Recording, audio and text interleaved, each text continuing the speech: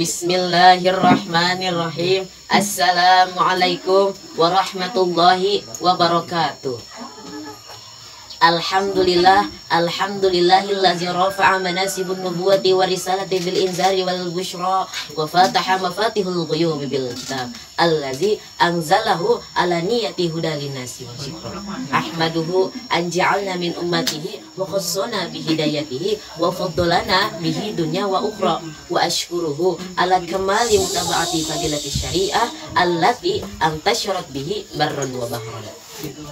Asyhadu an la ilaha illallah wahdahu la syarikalah syahadatan takuna lana inda su'ali dukhran. Wa asyhadu anna sayyidana wa maulana Muhammadan abduhu wa rasuluh al-mab'usu bitarghibi wa tahzini wa tarhibi wal busyra. Allahumma salli ala sayyidina nabiyil karim sayyidina sanatan azim sayyidina wa maulana Muhammadin wa ala alihi wa sahbihi ajmain. Amma ba'du. Pertama-tama dan yang paling utama, marilah kita panjatkan puja serta puji syukur atas kehadirat Allah Subhanahu wa Ta'ala yang Maha Ghafur, yang telah memberikan kita nikmat secara tak terukur sampai berhambur-hambur agar kita bahagia di dunia sampai alam kubur. Amin amin ya rabbal alamin.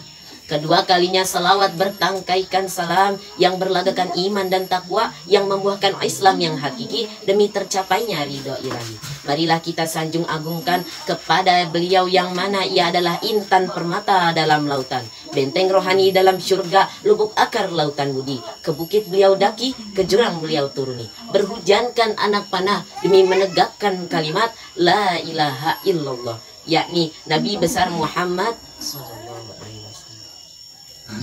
yang saya muliakan, para dewan juri yang insya Allah akan diberkahi oleh Allah Subhanahu wa Ta'ala hingga akhir hayat nanti. Berdirinya saya di sini yang akan menyampaikan pidato yang berjudul Pemuda Tangguh di Era Society 5.0. Allah Subhanahu wa Ta'ala berfirman di dalam surat Al-Kahfi ayat 13 yang berbunyi A'udzu billahi minasyaitonir rajim. Bismillahirrahmanirrahim. Nahnu naqussu 'alaika naba'ahum bil haqq. Innahum fityatun amanu bi rabbihim wa zidnahum huda. Shadaqallahul azim, shadaqallahul azim, shadaqallahul azim. Yang artinya kami kisahkan kepadamu wahai Muhammad cerita ini dengan benar. Sesungguhnya mereka adalah sosok-sosok pemuda yang taat kepada Tuhan mereka dan kami tambah pula mereka sebuah petunjuk. Quran surat Al-Kahfi ayat 13. Berangkat dari ayat ini, Imam Ibnu Katsir menjelaskan di dalam tafsirnya bahwa seorang pemuda selalu menjadi garda terdepan dalam memperjuangkan kebenaran dan melawan kebatilan. Terbukti ayat Al-Quran banyak mengisahkan sosok-sosok pemuda dalam memperjuangkan kebenaran. Allah Subhanahu wa Ta'ala menyinggung masa muda sebagai masa kondisi fisik yang kuat. Berbeda dengan pertumbuhan sebelumnya, yaitu masa kanak-kanak, atau masa setelahnya, yaitu masa tua. Hanya kemudian emosi masa muda masih belum stabil, maka dari itu usia ini sangat rentan terhadap perilaku kemaksiatan. Hal ini menjadi sebuah tantangan bagi kaum muda agar selalu mengendalikan hawa nafsunya sehingga terjaga ketakwaannya kepada Allah Subhanahu wa Ta'ala. Imam Bukhari menjelaskan di dalam suatu riwayatnya, yang artinya ada 7 golongan yang akan diberikan oleh naungan Allah Subhanahu wa Ta'ala di hari kiamat kelak. Yang pertama, imam yang adil. Yang kedua, pemuda yang selalu beribadah kepada Allah Subhanahu wa Ta'ala. Yang ketiga, sesosok pemuda yang hatinya terikat oleh masjid. Yang keempat, 2 orang yang saling mencintai karena Allah, ia berpisah karena Allah dan bersatu karena Allah. Yang kelima, seorang laki-laki yang ketika diajak oleh wanita kaya dan cantik untuk berzina, ia mengatakan, saya takut kepada Allah. Yang keenam, seseorang yang bersedekah secara bersembunyi-sembunyi sehingga tangan kirinya tidak tahu apa yang dilakukan oleh tangan kanannya. Dan yang terakhir, seseorang yang beribadah, berzikir dan berdoa kepada Allah Subhanahu wa Ta'ala sampai meneteskan air mata dari matanya. Wahai para pemuda, sudah saatnya kita hayati kembali kisah perjuangan Rasulullah pada masanya dalam memperjuangkan dakwah Islam, atau tokoh-tokoh pemuda yang telah merelakan dirinya untuk kemerdekaan Indonesia.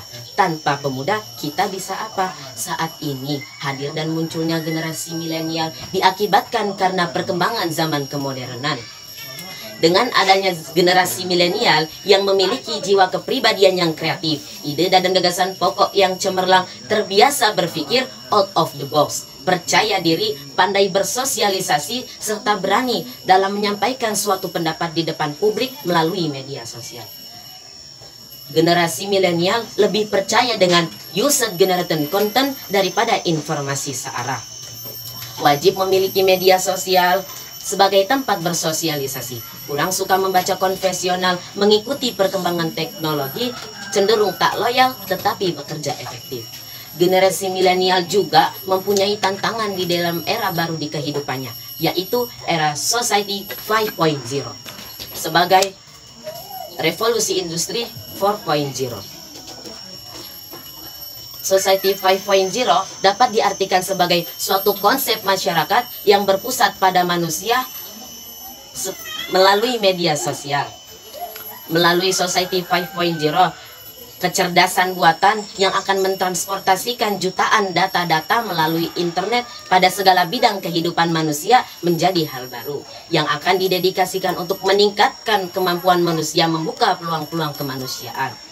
Perubahan dapat dirasakan melalui cara berkomunikasi, cara bersosialisasi, mengumpulkan informasi-informasi, serta cara berpikir, tindakan terhadap permasalahan yang akan dihadapi.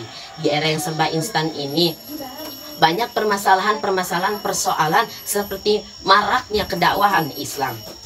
Maka dari itu, sudah sepatutnya bagi generasi milenial turut adil dalam melakukan konten positif. Mansaro ala darbi wasolah, sebuah konsisten mengalahkan ketidakmungkinan. Demikianlah apa yang dapat saya sampaikan. Kurang lebih saya mohon maaf, kepada Allah saya mohon ampun.